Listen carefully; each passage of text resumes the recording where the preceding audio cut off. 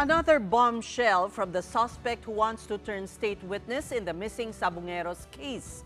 Julie Patidongan alias Totoy just named high-ranking police officials allegedly involved in the crime. What's more interesting is these uniformed gentlemen were at some point also tagged in killings during the Duterte drug war. Mobile Journal Evan Tarinque with tonight's big story. As promised, self-proclaimed whistleblower Julie Dondon Patidongan alias Totoy finally revealed the names of 12 policemen he claims to be involved in the case of disappeared Sabongeros. The biggest of whom, former PNP officer in charge Lieutenant General Vicente Danao, retired Police Lieutenant General Jonel Estomo, who was once NCRPO chief, and Brigadier General Elizar Mata, who was at the start of the year was reassigned to the Highway Patrol Group from the Police Force's Drug Enforcement Group. Patidongan alleged that Estomo even threatened to kill him when he went public with his testimony on the missing cockfight enthusiasts. Si General Estomo, siya ay membro ng ALPA. Ngayon, yan si General Estomo, isa yan na nag-udyok kay Mr. Atong Ang na, boss, patayin mo na si Dondon Patidongan. Kasama siya sa hatian na tag 70 milyon. The other police officers tagged by alias Totoy are Colonel Jacinto Malinaw Jr., Lieutenant Colonel Ryan J. Orapa, Major Mark Philip Almedilla, Executive Master Sergeant Ezra Cabillan, Chief Master Sergeant Arturo de la Cruz Jr., Staff Master Sergeants Joey Encarnacion, Mark Anthony Manrique, and Anderson Nabale, and Staff Sergeant Alfredo Andres. Patidongan claimed that Orapa was among those who received 2 million pesos a month to bring together policemen that will carry out the killings of Sabongeros and master agents deemed erring by bosses from Manila Arena and AA Sibra Farm in Santa Cruz, Laguna. These uniformed personnel were also the ones who supposedly disposed of the Sabongeros' body in Taal Lake. According to Patidongan, these policemen were also involved in the Duterte administration's drug war. Itong mga tao na to, yung taga-Ligpit, sila rin yung kumukuha ng mga drug lord. Patidongan has formalized his charges against the 12 at the central office of the National Police Commission in Quezon City.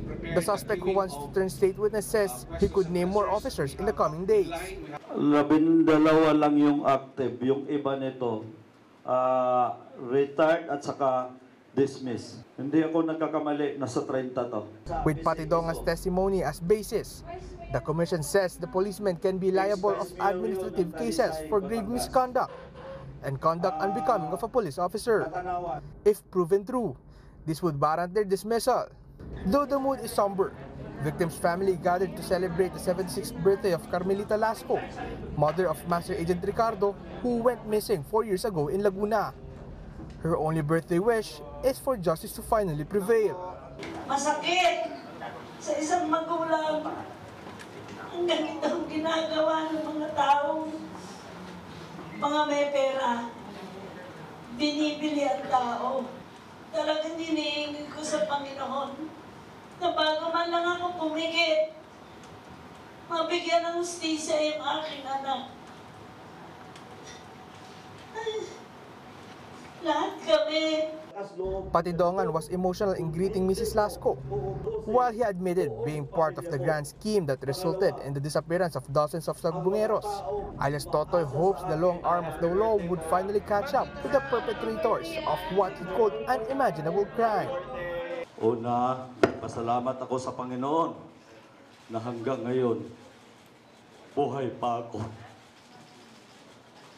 Salamat sa mga kamag-anak na nandito ngayon, lalo na sa social media, sa ating mahal na Pangulo, sa SOJ, Crispin Remulla, sir, sa ating PNP chief, na siya ang nagpalakas loob para ako lumantad dahil alam ko siya lang yung tao na hindi kayang bayaran ni Mr.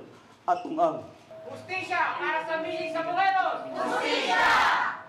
And now that Patidongan has named policemen who were also allegedly involved in the Duterte drug war, some of the victims' kin also wants the former president and his official investigated for supposedly covering up the crime.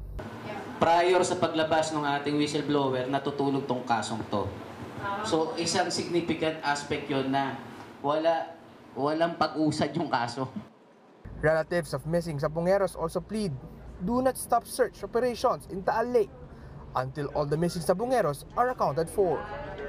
Mobile Journal Ivan Tarinque, we are One News.